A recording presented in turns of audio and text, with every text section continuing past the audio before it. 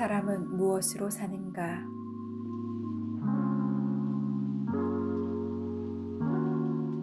한 구두장이가 아내 아들과 함께 어느 농부의 집에 새들어 살고 있었다. 자기 집도 없고 땅도 없이 그는 구두를 만들고 수선하는 일만으로 가족을 부양하며 지냈다. 빵값은 비싸지만 구두삭은 너무 싸서 그가 번 돈은 모두 먹을 것을 구하는 데 들어갔다. 그와 아내가 번갈아 입는 한 벌밖에 없는 털 외투는 다 해져 누더기가 되어버린 지 오래였다. 그들은 새털 외투를 지을 양털을 사려고 2년째 벼르고 있었다. 가을이 되자 구두장이 세면에게는 약간의 돈이 모였다. 아내의 장롱에 넣어둔 3루블, 농부들에게 빌려준 돈이 5루블 20코페이카 정도 되었던 것이다. 아침 식사를 끝내자마자 세묘는 양피를 사러 갈 준비를 했다. 루바슈카 위에 아내의 무명 겉옷을 끼입고 그 위에 긴 나사 외투를 걸쳤다. 그리고 호주머니에 3루블을 넣은 뒤 나뭇가지를 꺾어 지팡이를 만들어 가지고 길을 떠났다. 그는 마음속으로 이렇게 생각했다. 마을 사람들에게 5루블을 받으면 가지고 있는 돈 3루블을 보태서 새 외투를 만들 양피를 사야겠어. 마을 읍내에 이르러 세면은 어느 농부집을 찾아갔다. 그러나 주인은 집에 없고 그 아내가 일주일 안으로 돈을 보내겠다는 약속만을 할 뿐 돈을 갚지는 않았다. 그는 다른 농부의 집에 갔다. 그 농부는 돈이 한 푼도 없다고 신께 맹세하며 장하고 찐값 20코페이카만을 주었다. 세묘는 하는 수 없이 외상으로 양털을 사려고 했지만 가죽 장수는 외상을 주려 하지 않았다. 먼저 돈을 가지고 와요. 그러면 좋은 것을 줄 테니까. 외상값은 받기가 너무 어렵거든. 세묘는 결국 구두 고침값 20코페이카와 어느 농부에게서 낡은 털장화에 가죽을 대는 일을 맡았을 뿐이었다. 돌아오는 길에 세묘는 속이 상해 그 20코페이카로 보드카를 마셔버렸다. 그는 양털도 사지 못한 채 집을 향해 걸음을 옮겼다. 아침에는 날씨가 좀 추운 것 같으니 술을 한 잔 마시자 털외투를 입지 않았는데도 몸이 후끈거렸다. 세묘는 걸어가면서 한 손에 든 지팡이로 울퉁불퉁 얼어붙은 땅을 두드리고 다른 손에 든 털장화를 휘두르며 중얼거렸다. 털외투를 입지 않아도 따뜻하지 않아. 작은 병 하나를 다 마셨으니 온몸이 후끈거려. 털외투 따윈 필요 없어. 난 사나이야. 그렇고 말고. 그런 건 없어도 돼. 그런 거 없어도 평생 동안 잘 살 수 있다고. 단지 마누라가 가만히 있지 않을 거란 말이야. 그게 좀 맘에 걸리는군. 나는 죽어라 열심히 일해도 사람들이 나를 업신여기는 걸. 이번에 돈을 안 주면 모자를 빼앗아 버려야지. 그렇고 말고. 그런데 이게 말이 되느냐고. 돈을 20코페이카씩 찔끔찔끔 주다니. 20코페이카로 뭘 하란 말이야? 술밖에 더 마시겠어? 생활이 어렵다고. 나는 어렵지 않은가? 이봐, 너희들은 집도 있고 소도 있고 말도 있지만 나는 빈털털이야. 너희들은 너희들 손으로 만든 빵을 먹어도 나는 사서 먹어야만 한다고. 아무리 절약해도 일주일에 빵값 3루블은 나가야 해. 집에 가면 빵이 없을 테니 1루블 반을 또 내야 하겠지? 그러니까 너희도 내 돈을 갚아줘야겠어.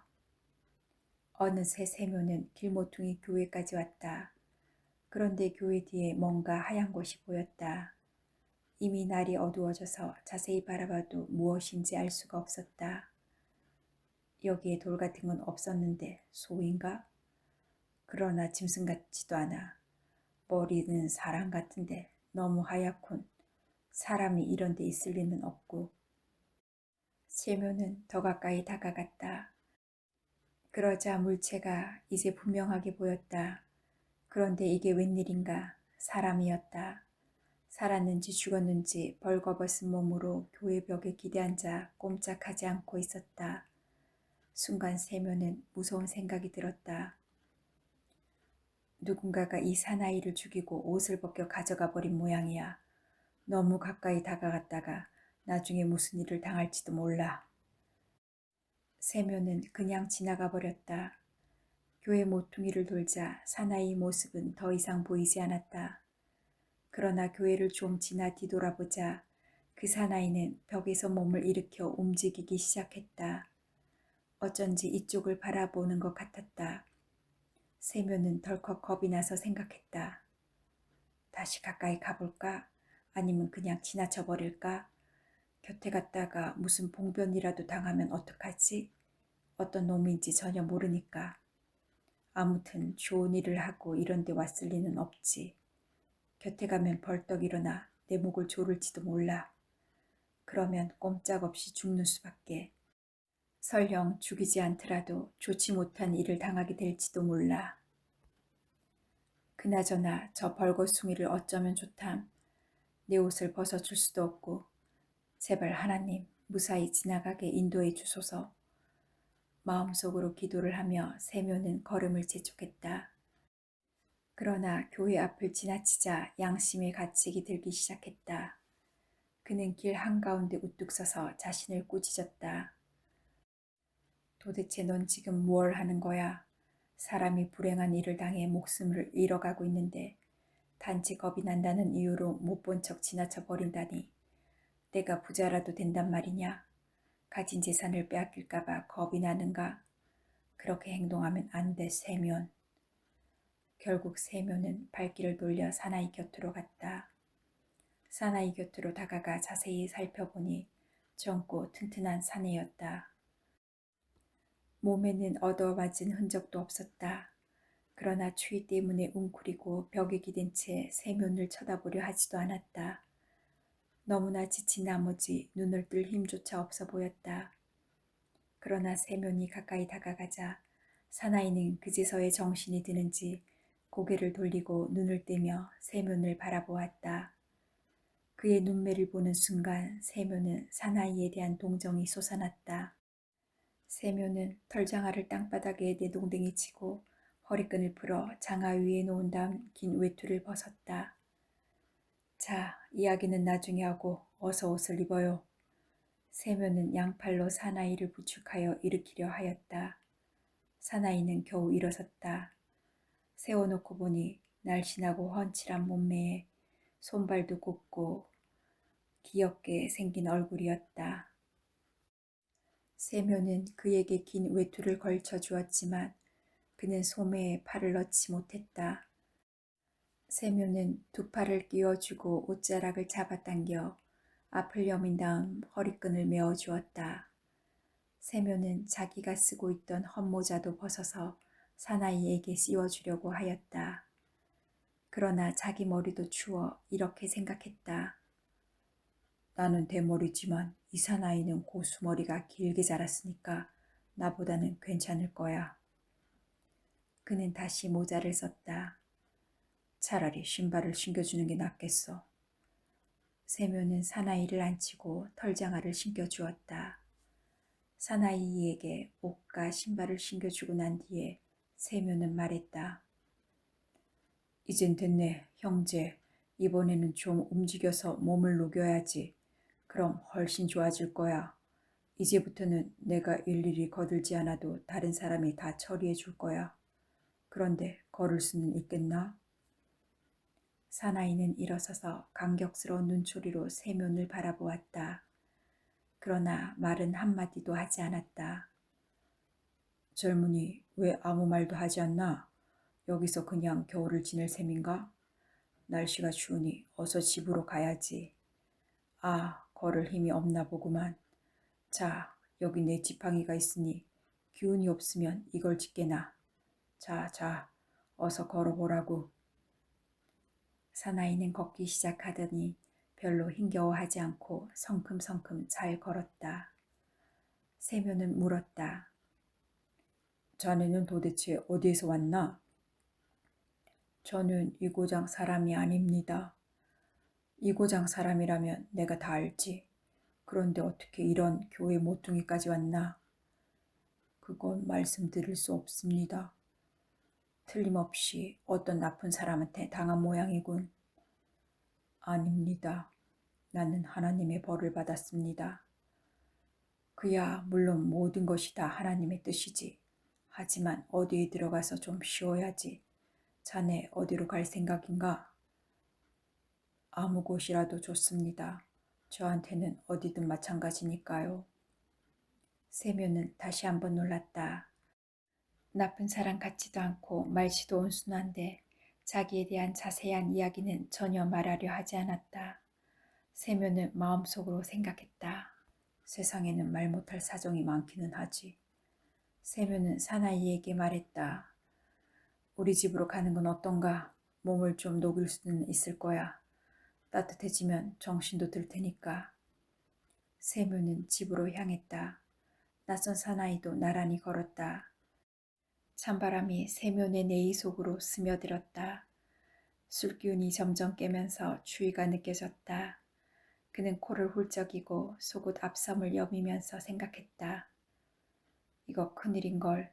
양털 가죽을 사러 갔다가 외투도 없이 돌아오다니. 게다가 벌거숭이 사나이까지 데리고 가니 말이야.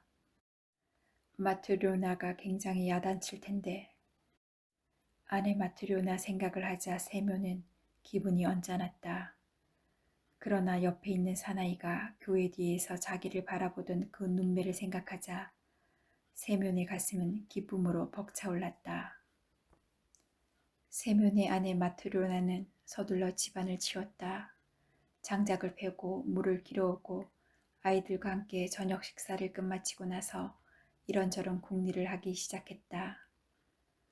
오늘 빵을 구울까 아니면 그냥 내일 구울까? 아직 큰 덩어리가 하나 있기는 한데 세면이 읍내에서 점심을 먹고 오면 저녁은 많이 먹지 않을 거야. 그러면 내일 아침에 먹을 빵은 이걸로 충분해. 마트료라는 빵 조각을 만지작거리며 생각했다. 오늘은 빵을 굽지 말아야겠어. 밀가루도 얼마 남지 않았으니 이걸로 금요일까지 먹어야지. 마트료라는 빵 굽는 일을 그만두기로 하고 식탁에 앉아 남편의 해진 셔츠를 깃기 시작했다. 그녀는 옷을 기우면서 세면이 어떤 양피 외투를 사올까 하고 생각했다. 양피 장수한테 속아 넘어가면 안 될 텐데 세면은 사람이 너무 좋아서 탈이란 말이야. 남을 속일 줄도 모르고 어린아이한테도 속아 넘어가는 사람이니까. 팔로 부리면 결코 적은 돈은 아니지. 그 정도 돈이면 충분히 좋은 외투를 살 수 있을 거야. 아주 좋은 것은 아니더라도 털 외투는 살 수 있어. 지난 겨울엔 털 외투가 없어서 얼마나 고생했던가. 강가에는 말할 것도 없고 들에도 나갈 수가 없었잖아. 밖으로 전혀 나갈 수가 없었지. 오늘만 해도 남편이 옷이란 옷은 다 입고 나가버려서 나는 걸칠 옷이 하나도 없잖아. 그런데 왜 이렇게 늦지? 일찍 떠난 건 아니지만 이제 올 때도 됐는데 혹시 이 양반이 또 술이라도 마시고 있는 건 아닐까? 마트료나가 이런 생각을 하는 순간 현관 계단이 삐걱거리며 어떤 사람이 들어왔다. 마트료나는 바늘을 옷감에 꽂은 뒤 문 입구로 나갔다. 두 사나이가 집 안으로 들어오고 있었다. 남편 세 명 곁에는 털장화를 신고 모자도 쓰지 않은 웬 사나이가 함께 서 있었다. 마트료나는 금세 남편이 술을 마시고 왔다는 것을 알아차렸다. 역시 술을 마시고 왔구나. 다시 쳐다보니 남편은 외투도 입지 않고 겉옷 하나만 걸친 채 빈손으로 말없이 서 있었다. 마트료나는 화가 치미는 것을 느꼈다. 오늘 받은 돈을 몽땅 털어 술을 마신 모양이야. 게다가 얼굴도 모르는 건달하고 어울려 마시고 그것도 부족해 집에까지 끌고 왔군. 마트료나는 두 사람을 안으로 들여보내고 자기도 뒤따라오다가 그 낯선 젊은이가 남편의 외투를 입은 것을 보았다. 외투 속에는 네이도 입은 것 같지 않고 모자도 쓰고 있지 않았다. 집 안으로 들어선 젊은이는 자리에 앉지도 않고 가만히 선 채 고개도 들지 않았다. 마트료나는 분명 이 사나이가 어떤 잘못을 저질러 겁을 먹고 있다고 생각했다. 마트료나는 얼굴을 찡그리고 난로 쪽으로 가서 두 사람을 지켜보았다. 세묘는 모자를 벗고 태연히 걸상에 앉으며 말했다. 여보, 마트료나, 어서 저녁을 좀 주구려. 마트료나는 입속으로 무엇이라고 중얼거릴 뿐 페치카 옆에 선 채 움직이려고도 하지 않았다. 마트료나는 화가 났다. 세묘는 아내가 화난 것을 보자 하는 수 없다는 듯이 낯선 사나이의 손을 잡고 말했다. 자, 앉아요. 저녁을 먹어야죠. 낯선 사나이는 걸상에 앉았다. 마트료나, 저녁 준비는 안 됐어? 마트료나는 화가 나서 말했다. 왜 안 되어 있겠어요? 준비는 했지만 당신 먹을 건 없어요. 그 꼴을 보니 당신은 염치도 없이 술만 마신 모양이군요. 양피를 사러 간 사람이 외투까지 없애고 그것도 모자라 벌거숭이 건달까지 데려오다니 당신들 같은 투정뱅이에게 줄 저녁은 없어요. 그만해 마트로나. 영문도 모르면서 함부로 화를 내지는 말라고. 이 사람이 도대체 어떤 사람인지부터 차근차근 알아봐야지. 돈은 어디 있어요? 빨리 말해봐요.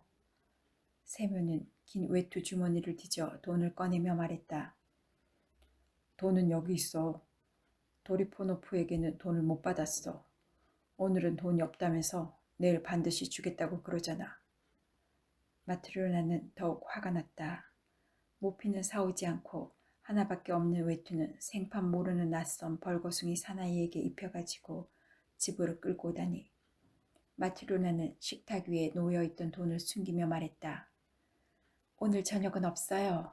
벌거숭이 주정뱅이까지 일일이 신경 쓰다가는. 말 좀 조심해요, 마트로나. 먼저 이야기를 들어보라니까. 당신 같은 주정뱅이한테 무슨 말을 들어요? 난 당신 같은 주정뱅이하고 결혼하고 싶은 마음은 조금도 없었어요. 어머니가 주신 옷감도 술값으로 없애버리더니 이번에는 외투를 사러 가서는 그 돈으로도 술을 마시다니. 세묘는 아내에게 자기가 마신 술값은 겨우 20코페이카뿐이라는 것을 설명하고 어떻게 해서 이 젊은이를 만나게 됐는지 등등의 사정을 말하려고 했지만 마트로나는 한마디도 못하게 가로막았다. 그녀는 어디서 쏟아지는지 한 번에 두 마디씩 짓거려대는 것이었다.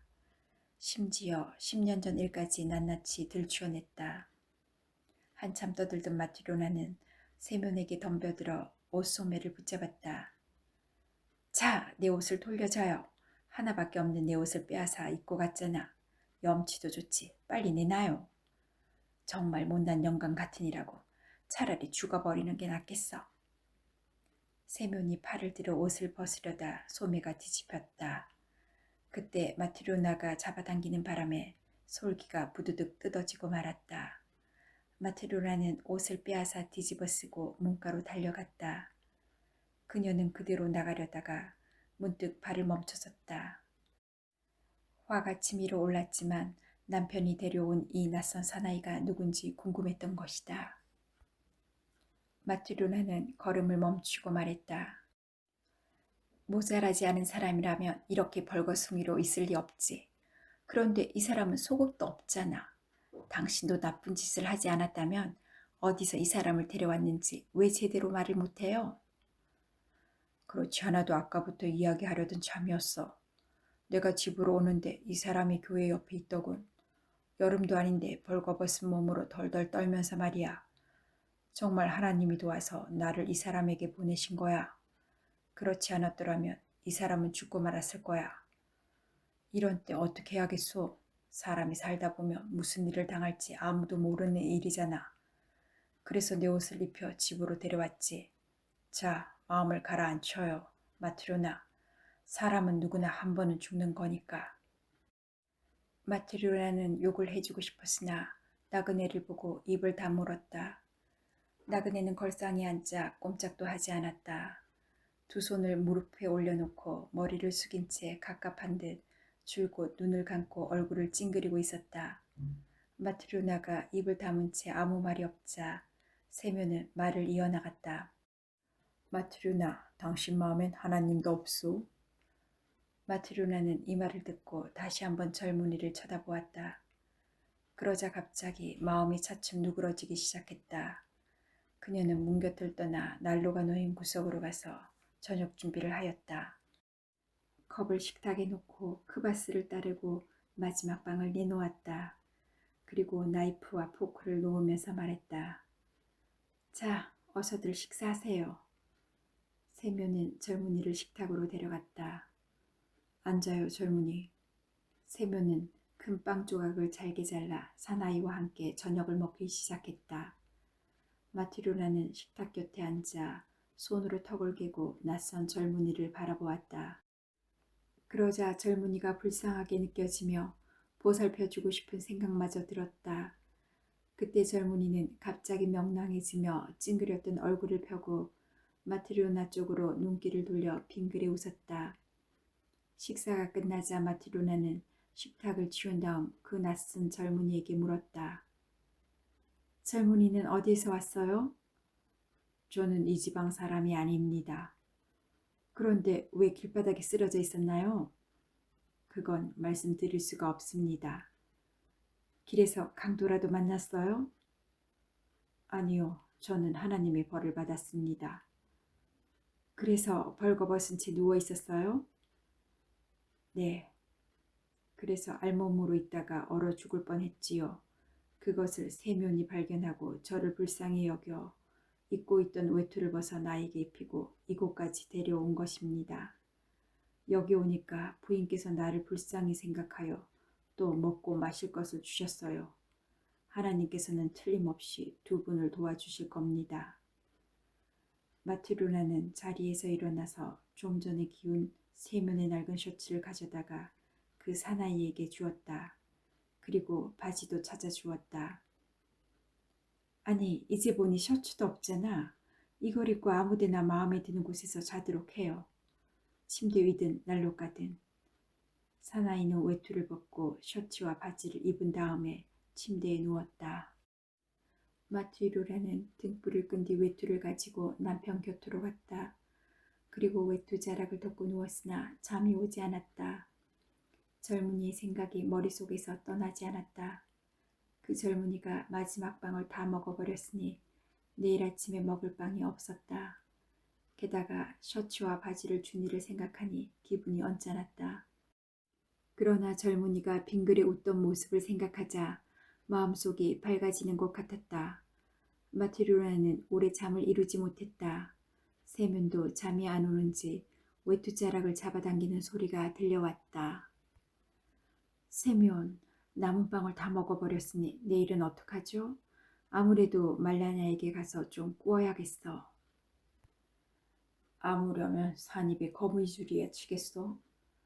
마티료라는 한동안 가만히 누워 있었다. 저 젊은이는 좋은 사람 같군요. 그런데 왜 자기에 대한 이야기는 하나도 하지 않는 걸까? 아마 말 못할 사정이 있겠지. 세면? 응? 우리는 이렇게 남을 도와주는데 왜 다른 사람들은 우리를 도와주지 않는 걸까요? 세면은 뭐라고 대답해야 좋을지 몰랐다. 이제 그런 생각은 그만하고 자자고. 세면은 이렇게 말한 뒤 돌아 누워버렸다. 그리고 이내 잠이 들었다.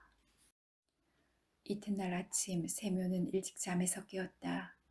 아이들은 아직 자고 있었고 아내는 벌써 이웃집에 빵을 빌리러 간 모양이었다. 어제 온 낯선 사나이는 헌바지와 셔츠를 입은 채 의자에 앉아 천장을 바라보고 있었다. 어제보다는 표정이 한결 밝아 보였다. 어떤가 젊은이, 배에서는 먹을 것을 달라고 꼬르륵 소리를 내고 몸에는 걸쳐야 할 게 필요하니 자네도 무슨 벌이를 해야 하지 않겠나? 자네는 무슨 일을 할 줄 아나? 전 아무 일도 할 줄 모릅니다. 낯선 사나이의 대답에 세면은 깜짝 놀라서 말했다. 하겠다는 마음만 먹으면 돼. 사람은 무슨 일이든 배울 수 있어. 모두 일을 하니까 저도 일을 하겠습니다. 그런데 자네 이름은 무언가? 미하일입니다. 미하일, 자네는 자기 이야기는 하지 않던데 그건 아무래도 상관없어. 굳이 듣지 않아도 좋으니까. 하지만 밥벌이는 해야지. 내가 시키는 일을 하겠다면 여기서 우리 가족과 함께 지내도 좋아. 고맙습니다. 일을 배우도록 하겠습니다. 제가 해야 할 일을 가르쳐 주십시오. 세면은 실을 들어 손가락에 감고 매듭을 짓기 시작했다. 별로 어려울 건 없어. 자, 보게. 미하일은 세면이 하는 모습을 가만히 들여다보더니 금방 배워 손가락에 실을 감아 매듭을 지었다. 이번에는 다시 꼰실을 짜는 법을 가르쳐 주자 미하일은 그것을 곧 배웠다. 다음에는 가죽 다루는 법과 깁는 법 또는 돼지털을 깨어 꿰매는 일 등을 가르쳐 주었다. 미하일은 그것도 금세 배웠다. 세면이 어떤 일을 가르쳐줘도 미하일은 쉽게 익혔다. 사흘째부터는 마치 오랫동안 구두를 만들어 온 사람처럼 능숙하게 일을 해나가기 시작했다. 그는 열심히 일만 하고 밥은 조금밖에 먹지 않았다. 한가할 때에도 잠자코 천정만 쳐다보았다. 밖에 나가지도 않았고 쓸데없는 농담을 하거나 웃는 법도 없었다. 미하일이 웃는 모습을 본 것은 이곳에 처음 오던 날 마트료나가 그를 위해 저녁 식사를 차려주던 그 순간뿐이었다. 하루하루가 지나고 일주일이 가고 어느덧 한 해가 흘렀다. 미하일은 여전히 세면의 집에서 부지런히 일하고 있었다. 세면의 보조 직공으로서 미하일의 소문은 사방에 자자하게 퍼졌다.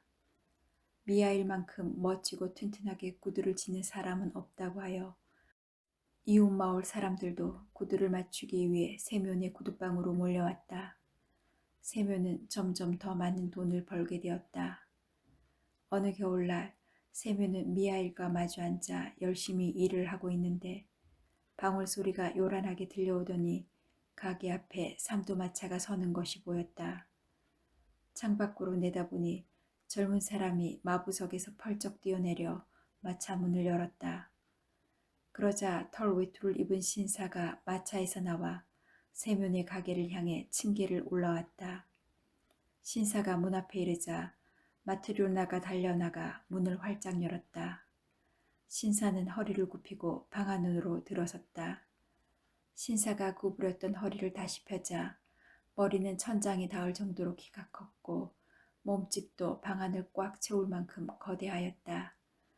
세면은 자리에서 일어나 신사에게 인사를 하면서도 어안이 벙벙해졌다. 지금까지 이렇게 큰 몸집을 가진 사람을 본 일이 없었다. 세면과 미하일도 마른 편이고 마티노라는 마른 나뭇가지처럼 여유였는데 이 신사는 다른 나라에서 온 사람 같았다. 얼굴이 벌겋고 기름이 흘렀으며 목은 황소처럼 굵어 마치 온몸이 무쇠로 만들어진 것 같았다. 신사는 크게 숨을 내쉬더니 외투를 벗고 걸상에 앉으며 말했다. 이 가게 세면이 누구지? 세면이 나서며 말했다. 예, 제가 주인입니다, 나리. 신사는 자기가 데려온 하인을 소리쳐 불렀다.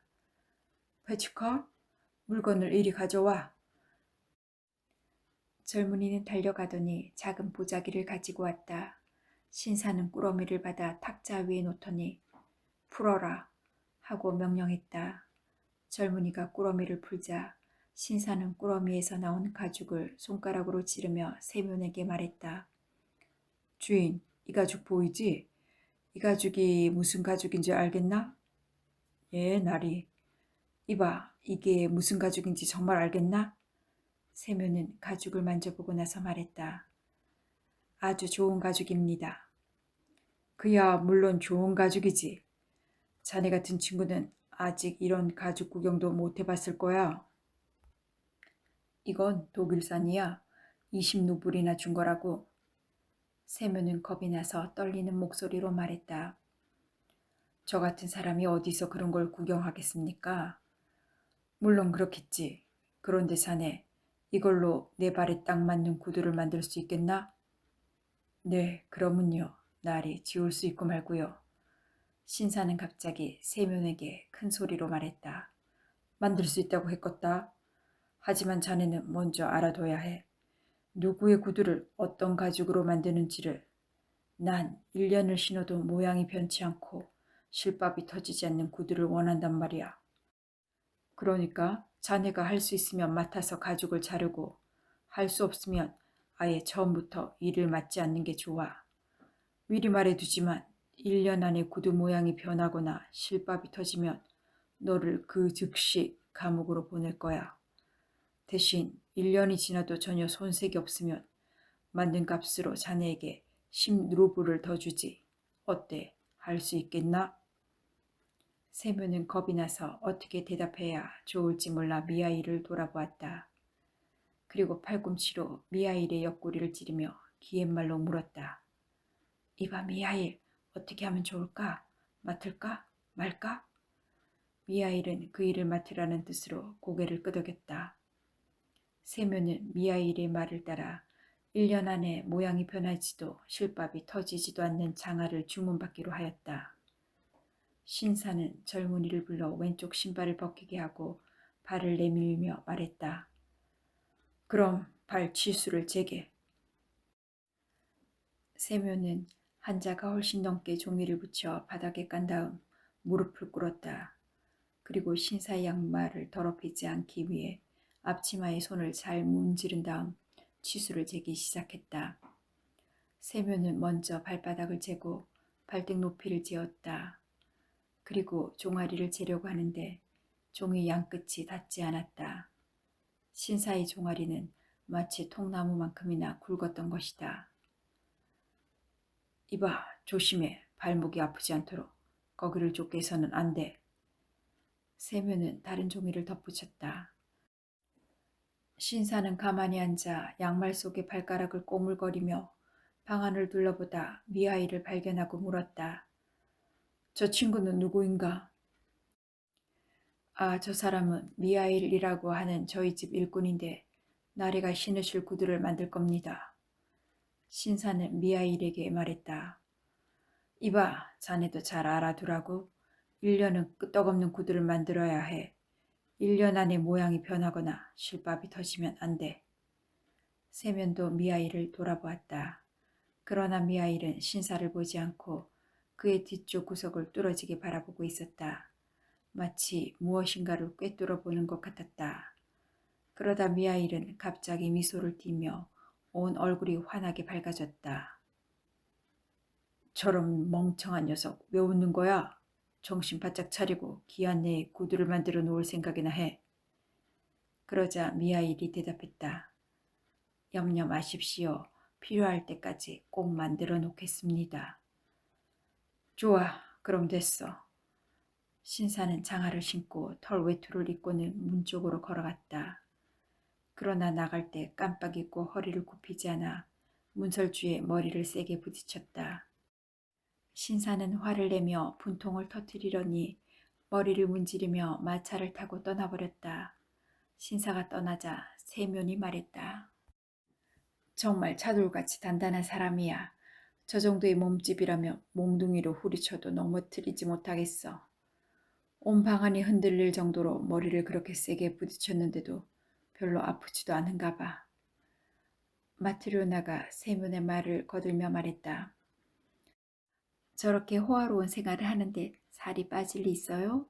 저렇게 튼튼한 사람에게는 귀신도 꼼짝 못할 거예요. 세면은 미하일에게 말했다.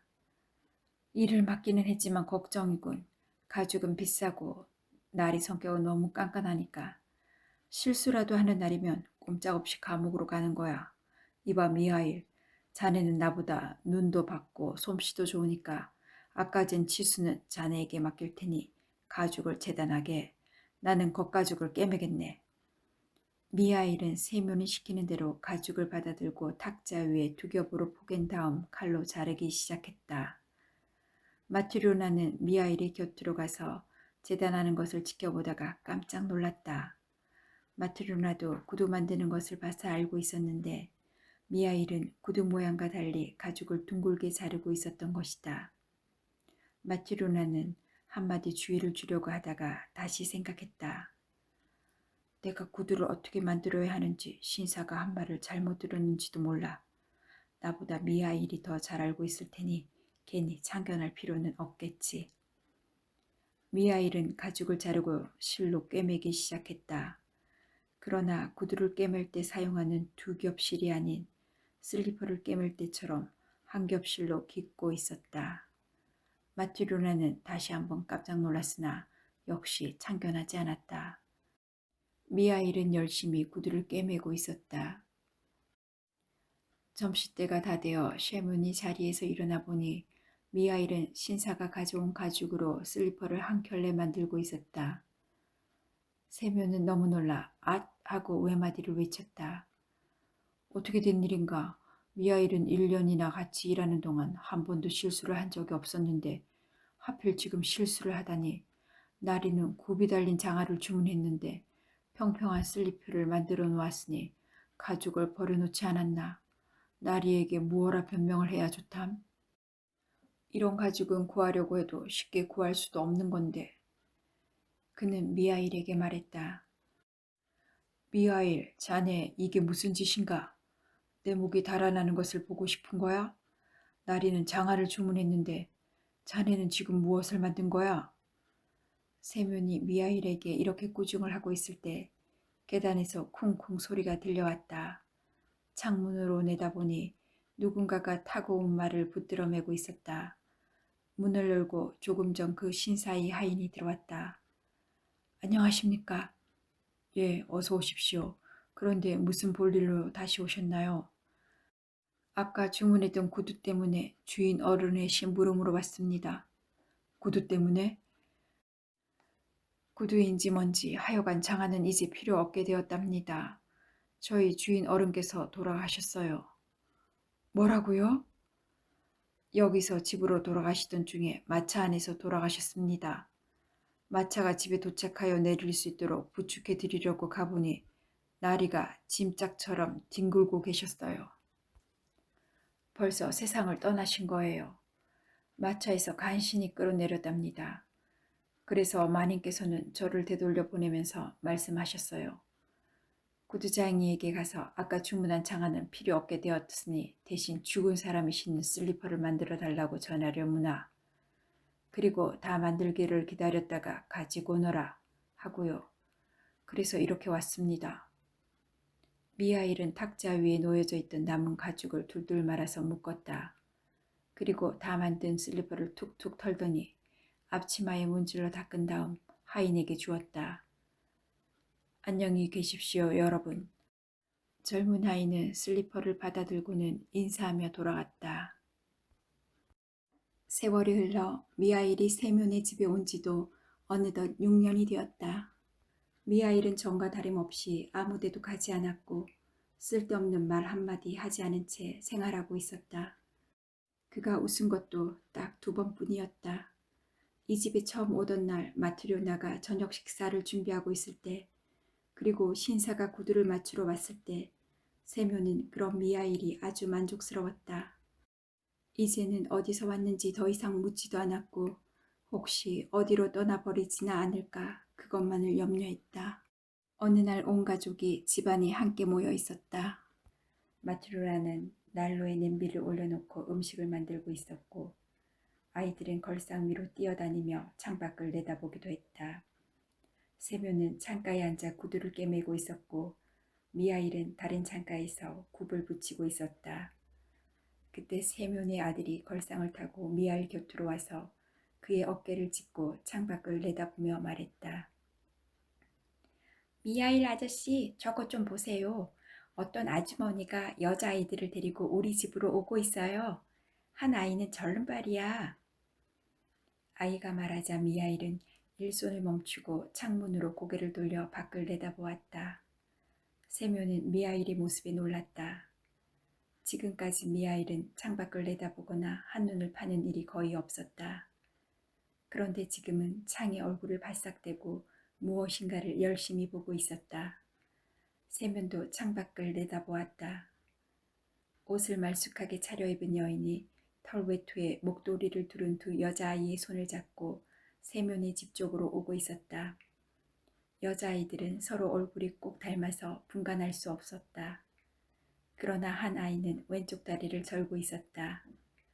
여인은 층계를 올라와 현관으로 와서 문고리를 두드렸다. 문이 열리자 여인은 아이들을 먼저 들여보내고 자기도 따라 들어왔다. 안녕하세요. 어서 오세요. 무슨 일로 오셨습니까? 여인은 탁자 옆으로 가서 앉았다. 두 여자아이들은 방 안의 사람들 때문에 낯선 듯 여인의 무릎에 기대고 있었다. 이 아이들이 봄에 신을 구두를 맞추려고요. 아, 그렇군요. 저희는 이렇게 작은 구두는 만들어 본 적이 없지만 할 수는 있습니다. 가장자리에 장식이 달린 구두를 만들까요?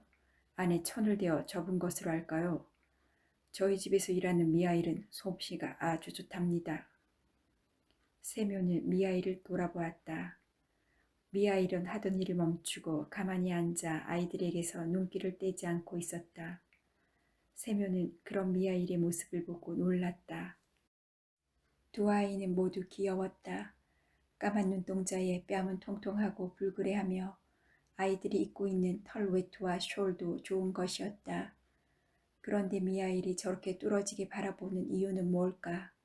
전부터 두 아이를 알고 있기라도 하는 듯한 태도였다. 세묘는 의아해하면서도 여인과 가격을 흥정하기 시작했다. 값을 정하고 발을 재야 할 차례가 되었다. 여인은 다리가 불편한 아이를 안아올려 무릎에 앉히며 말했다.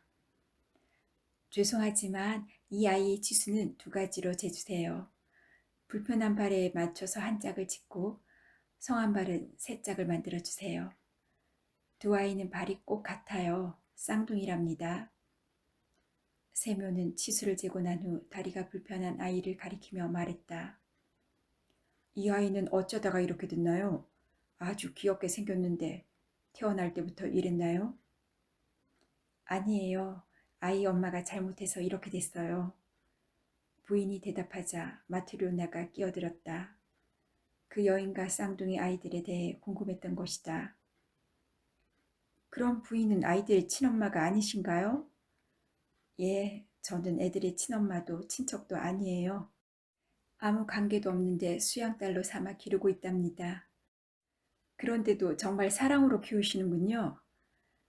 네, 자기가 낳은 아이가 아니더라도 키우다 보면 자연히 정이 들기 마련이지요. 두 아이 모두 내 저주로 키웠어요. 내 아이는 하나님께서 데려가셨어요. 그 아이는 그다지 가엾지 않았는데 이 아이들은 정말 가여웠어요. 도대체 이 아이들은 누구의 아이들인가요? 여인은 다음과 같은 이야기를 시작했다. 6년 전 일이에요. 이 두 아이는 일주일도 못 되어 고아가 돼버렸습니다. 아버지는 이 아이들이 태어나기 사흘 전에 죽고 어머니는 아이들을 낳고는 하루도 못 살았어요. 나는 남편과 같이 농사를 짓고 있었는데 아이들 부모와는 이웃에 살고 있었지요. 아이들 아버지는 농사꾼이었어요. 하루는 숲에 들어가서 혼자 일하다가 큰 나무가 쓰러지는 바람에 그 밑에 깔리고 말았답니다. 집으로 옮겼지만 곧 세상을 떠나고 말았죠. 그리고 사흘 후 그 아내가 쌍둥이를 낳았지요. 바로 이 아이들이에요. 워낙 가난한 데다 돌보아줄 친척도 없어서 혼자서 아이들을 낳고 또 혼자 죽어간 거예요. 다음날 아침에 궁금해서 그 집에 찾아가 보았더니 가엾게도 어머니는 이미 숨이 끊어졌더군요. 게다가 어머니가 숨이 넘어가는 순간 이 아이를 덮치는 바람에 한쪽 다리를 못 쓰게 된 겁니다. 마을 사람들이 모여 죽은 사람을 씻겨 옷을 입히고 관을 만들어 장사를 지내주었어요. 모두 인정 많고 착한 사람들이지요. 이제 두 갓난애만 남았는데 보낼 데가 없었어요. 마을 여자 중에 젖을 먹일 수 있는 사람은 나뿐이었어요. 그때 나는 낳은 지 8주밖에 안 된 첫 아들에게 젖을 먹이고 있었지요. 그래서 내가 임시로 이 아이들을 맡게 된 거랍니다. 마을 사람들이 모여 여러 가지로 생각한 끝에 부탁을 하더군요. 마리아, 당신이 얼마 동안 아이들을 맡아주지 않겠어요? 조만간 우리가 이 문제를 해결할 방법을 찾을 테니까요. 저는 다리가 성한 아이에게만 젖을 주고 다리를 다친 아이에게는 줄 생각도 하지 않았어요. 그런 상태로는 도저히 살아갈 가망이 없어 보였거든요. 하지만 천사 같은 어린 영혼을 그냥 죽게 둘 수는 없더군요. 아이가 불쌍했어요. 그래서 이 아이에게도 젖을 먹였죠. 그래서 내 아이와 이 두 아이, 이렇게 세 아이에게 젖을 먹였던 것입니다. 그때만 해도 나는 젊어서 기운도 있고 먹성도 좋았지요. 두 아이가 함께 젖을 빨면 한 아이는 기다렸어요. 한 아이가 젖꼭지를 놓으면 기다리던 아이에게 젖을 주었답니다. 그런데 하나님의 뜻으로 두 아이는 잘 컸지만 내 아이는 2살 때 죽어버렸어요. 그 뒤로는 아이가 생기지 않았어요. 그 후 살림살이는 차차 나아져서 지금은 이 마을 방앗간에서 일하고 있어요. 보수도 넉넉하고 생활하는 데 불편 없이 유복하게 지내긴 하지만 아이가 없답니다. 이 두 아이가 없었다면 나 혼자 무슨 재미로 살겠어요? 그러니 얘들을 사랑하지 않을 수 없지요. 얘들은 내게 촛불이나 마찬가지예요. 여인은 한 손으로 다리가 불편한 아이를 안고 또 한 손으로는 뺨에 흐르는 눈물을 훔쳤다. 마트료라는 한숨을 쉬며 말했다. 부모 없이는 살아갈 수 있지만 하나님 없이는 살 수 없다는 말이 맞는 것 같아요. 세럐과 마트료나가 여인과 이런 이야기를 주고받고 있는데 미하일이 앉아있는 쪽에서 느닷없이 성광이 비치더니 온 방안이 환하게 밝아졌다. 모두 놀라서 그쪽을 바라보니 미하일은 무릎 위에 두 손을 가지런히 얹고 위를 쳐다보면서 빙그레 웃고 있었다.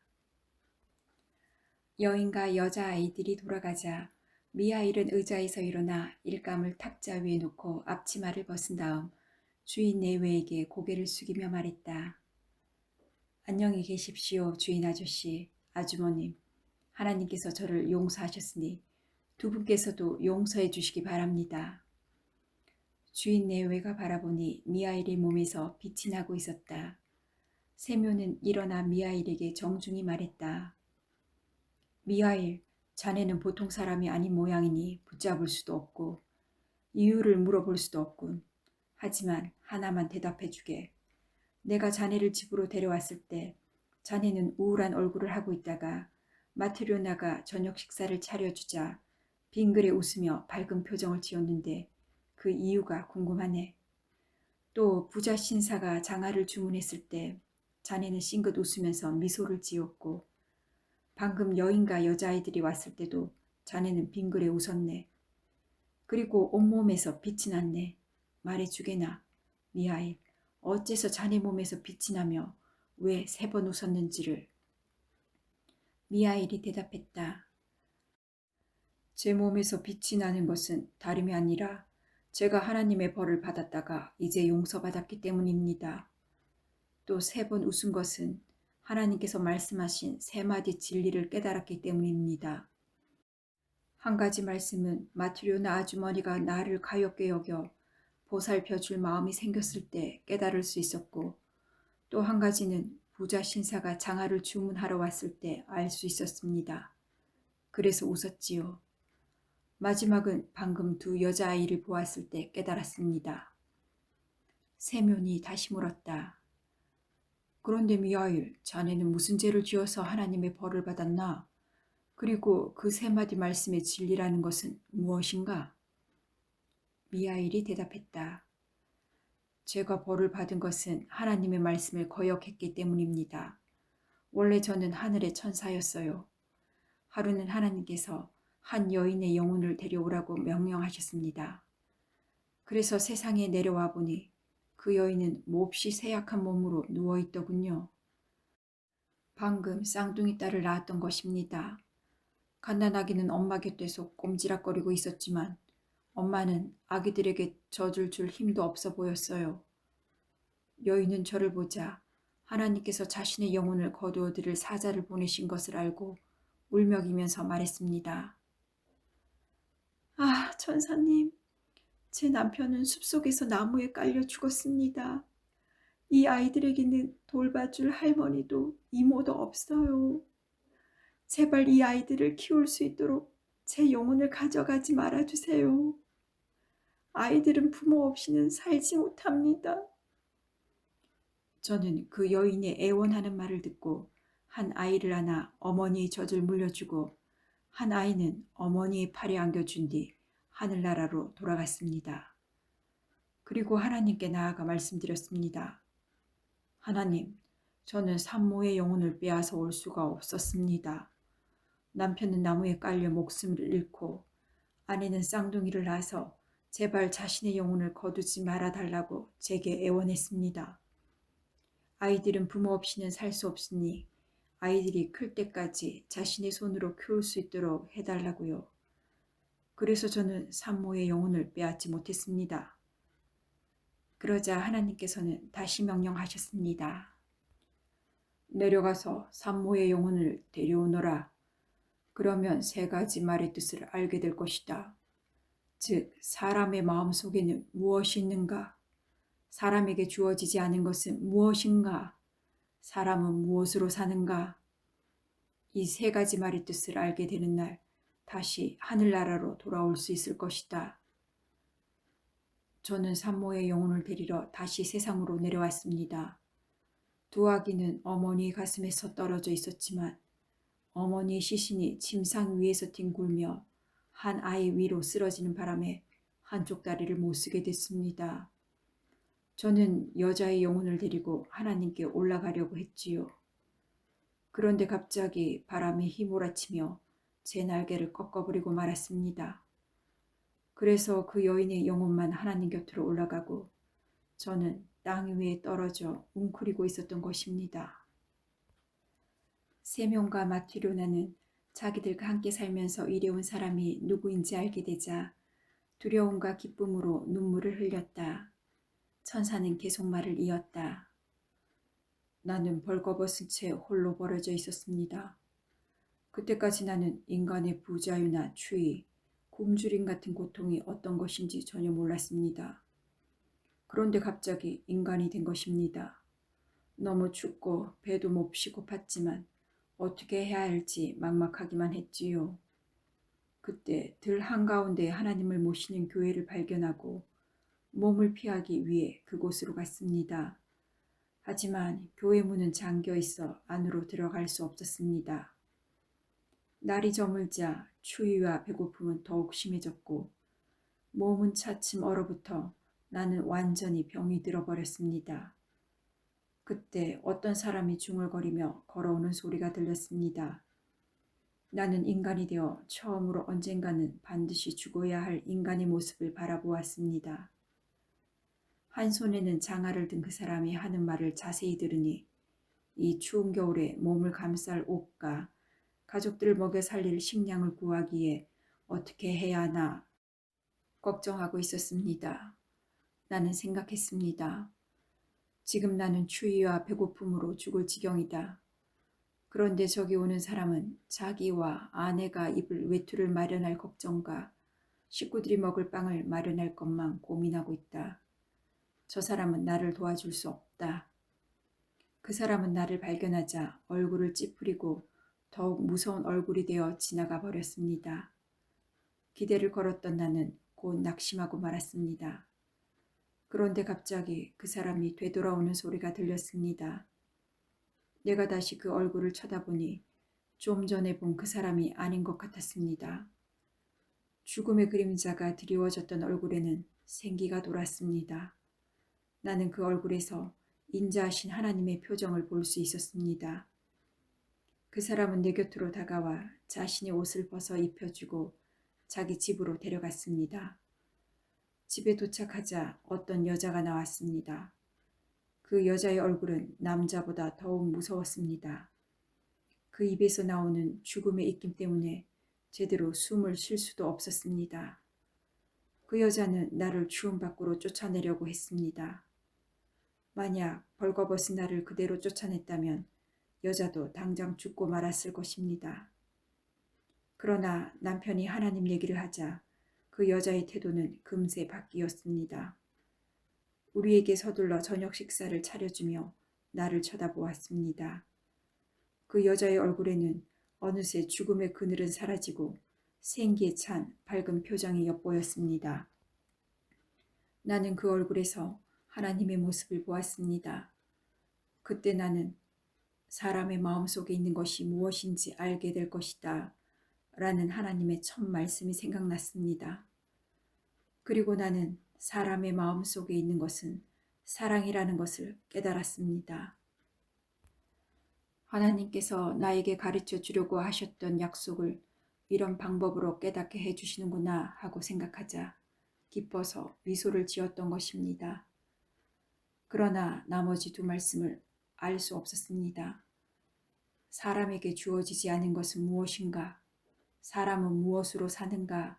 라는 물음에 대한 해답을 찾을 수 없었던 것입니다. 이 집에서 생활한 지도 어느덧 1년이 지났습니다. 그런데 어느 날 한 사나이가 와서 1년 동안 닳지도 터지지도 일그러지지도 않는 구두를 만들어 달라고 주문했습니다. 문득 그 사람을 바라보니 그 사람의 뒤에는 내 친구인 죽음의 천사가 서 있었습니다. 나 이외에는 아무도 그 죽음의 천사를 볼 수 없었지만 나는 그날 해가 지기 전에 신사가 죽음을 맞이하게 될 것이라는 것을 알았습니다. 그래서 나는 생각했습니다. 이 신사는 1년을 신어도 닳지 않을 구두를 만들어 달라고 주문하지만 오늘 저녁 안으로 자기의 생이 끝날 것이라는 것을 모르고 있다. 그때 나는 사람에게 주어지지 않은 것은 무엇인가 라는 하나님의 두 번째 말씀의 뜻을 알 것 같았습니다. 사람의 마음속에 무엇이 있는가는 이미 알았고 이번에는 사람에게 주어지지 않은 것이 무엇인지 깨닫게 된 것입니다. 그래서 나는 두 번째로 얼굴에 미소를 머금을 수 있었습니다. 하지만 사람은 무엇으로 사는가 라는 나머지 한 말씀은 그때껏 깨닫지 못했습니다. 나는 이곳에서 생활하면서 하나님께서 마지막 세 번째 말씀을 깨우쳐 주실 때를 기다렸습니다. 6년째 되는 오늘 한 여인이 쌍둥이 여자아이 둘을 데리고 이 가게를 찾아왔습니다. 저는 그 아이들을 보는 순간 그 여인의 아이들이 죽지 않고 살아있다는 것을 알게 되었습니다. 저는 생각했습니다. 자식을 키우게 해달라는 그 어머니의 애원을 들었을 때 나는 부모 없이는 아이들이 자랄 수 없을 것이라 생각했습니다. 그러나 이렇게 다른 누군가가 아이들을 잘 기르고 있지 않은가? 그리고 그 여인이 자신이 낳은 아이들도 아닌 두 쌍둥이를 가엾게 여겨 눈물을 흘렸을 때 살아계신 하나님의 모습을 발견하였습니다. 그리고 그 모습에서 사람은 무엇으로 사는가를 깨닫게 되었습니다. 하나님께서 마지막 말씀의 뜻을 깨닫게 해주시고 저를 용서하셨다는 것을 알고는 세 번째로 환한 미소를 지었던 것입니다.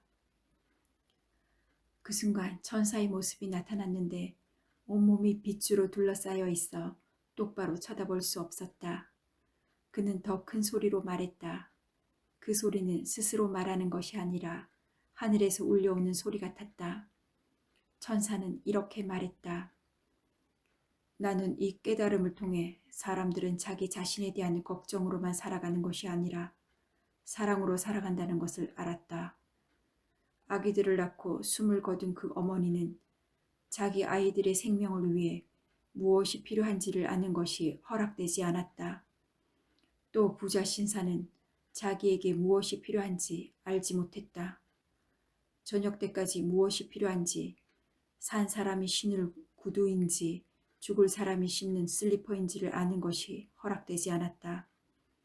내가 인간이 된 이후에 살아남을 수 있었던 것은 나의 걱정 때문이 아니라 길을 지나가던 사람과 그 아내의 마음에 사랑이 있어 나를 불쌍히 여기고 사랑해 주었기 때문이다.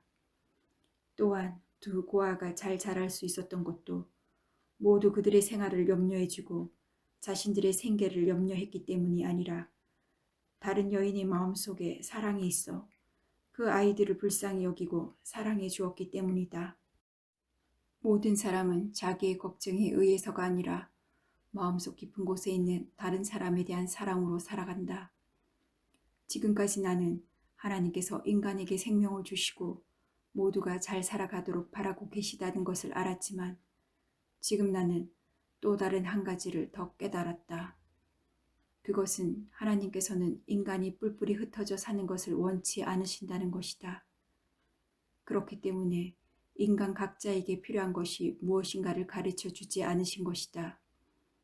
모든 인간이 하나가 되기를 원하시기 때문에 자신을 위해서 또 다른 사람들을 위해서 무엇이 필요한가를 계시하신 것이다. 이제야 나는 하나님의 뜻을 깨달았다. 인간이 각자 자신의 일만을 걱정하면서 살아갈 수 있다고 생각하는 것은 인간이 그렇게 생각하는 것일 뿐, 실은 사랑에 의해 살아가는 것이다. 사랑 속에 사는 자는 하나님 안에 살고 있는 사람이다. 하나님은 그 사람 안에 계신다. 왜냐하면 하나님은 사랑이시기 때문이다. 말을 마친 천사는 하나님께 영광의 찬송을 드렸다. 그러자 그 웅장한 목소리로 집이 흔들리더니 이윽고 천장이 갈라지고 땅에서 하늘까지 불기둥이 치솟았다. 세명과 마트료나 아이들은 모두 땅바닥에 엎드렸다. 미하일의 등에서 날개가 돋아나서 활짝 펼쳐지더니 하늘로 올라갔다. 세면이 정신을 차렸을 때는 집은 예전과 다름이 없었고 방 안에 그들 가족 외에는 아무도 없었다.